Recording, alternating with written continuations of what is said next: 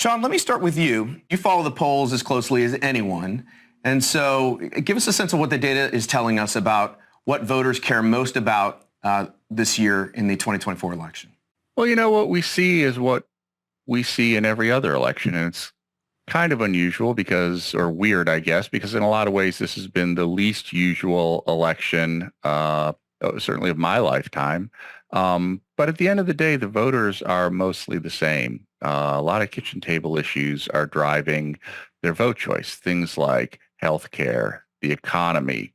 Now, once you get beyond those traditional kind of kitchen table issues, there is a lot of concern about immigration, particularly among conservatives and Republicans.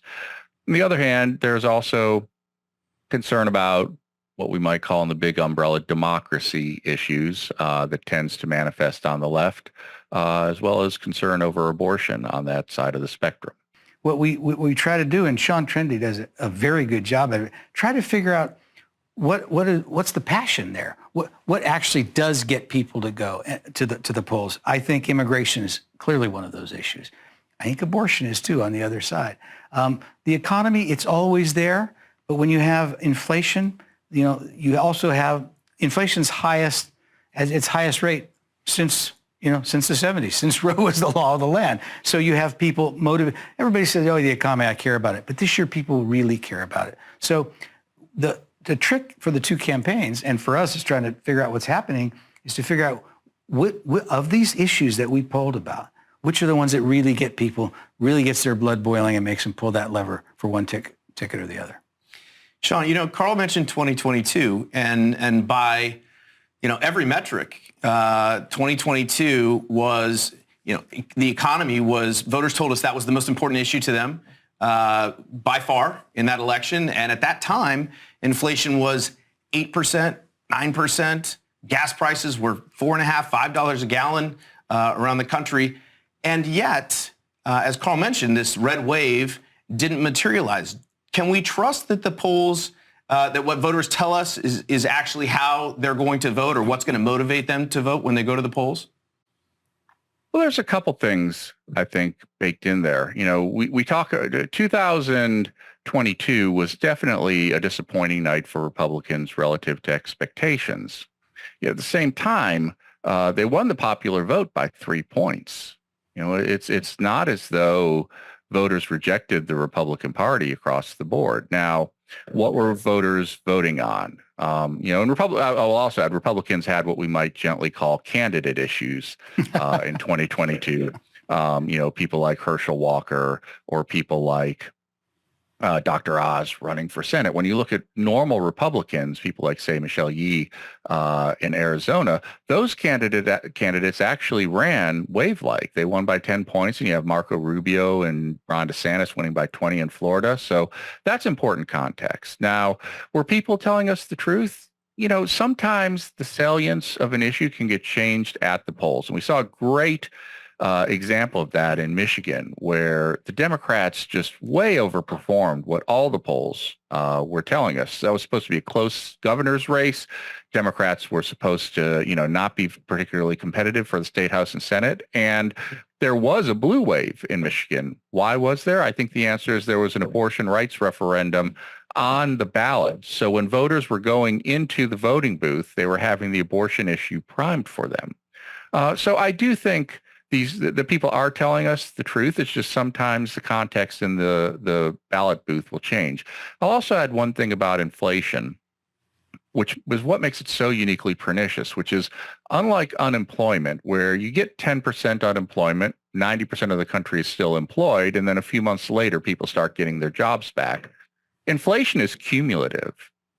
Even with a flat inflation rate, people are still comparing the price of a pound of bacon today in their mind to what the price of bacon was 4 years ago. It doesn't just go away, and it affects everyone, whether you're buying bacon at the grocery store or whether you're buying bacon as part of your filet mignon at a steakhouse. The prices are higher. And so that's why inflation has such a long-lasting impact, and it actually tends to kick in at the end, not at the beginning of the inflationary period. Well, Tom, the Republicans clearly think this way too. In these three debates we've had, they keep going back to how it was before. Trump said, it'll be like it was before. J.D. Vance said the same thing in his debate. They constantly want to reinforce this message that Sean Trende is talking about, that prices were lower. And, I think the Democrats have struggled to answer that question a little bit. Certainly they have, and it's certainly been an issue. But one of these things, too, you look at these polls, and Carl, I'll get you on this first and then go to Sean. But, it depends on how the pollsters ask the question. Are they asking a question specifically on inflation, or is it just the economy in general? Right.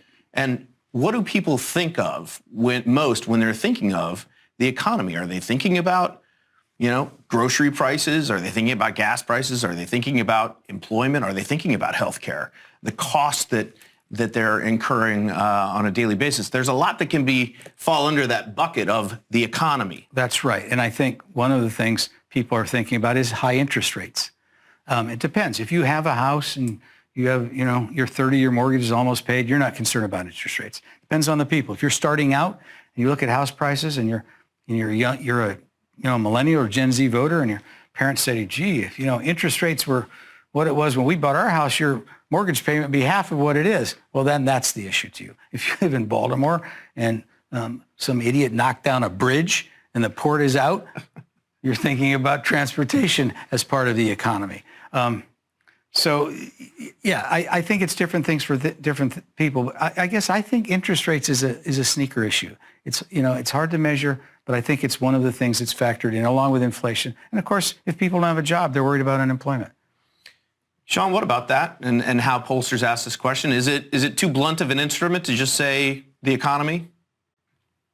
The economy is kind of a catch-all, and it is a blunt instrument, and sometimes we want that blunt instrument. Other times we want a little bit more of a scalpel. So I think one of the important things about poll questioning to remember is that there really are no bad poll questions. Even the most biased poll question isn't necessarily bad.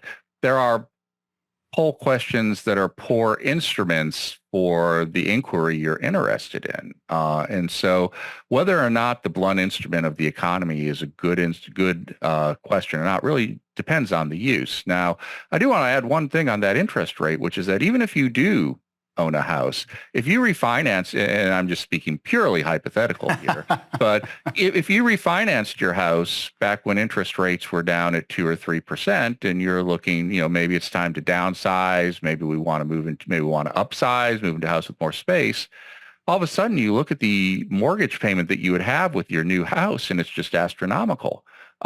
So even again, this is one of those things that even for people who bought their houses who are in a fairly comfortable position, they don't have the flexibility that they knew they had a few years ago. If you wanted to do remodeling on your house and you look at refinancing, you're looking at a massive increase in your house payment to do that. So this whole inflation thing is just extremely pernicious and longstanding. So that Sean says that's a purely hypothetical question. I think I hear a bandsaw in the background at his home in Ohio.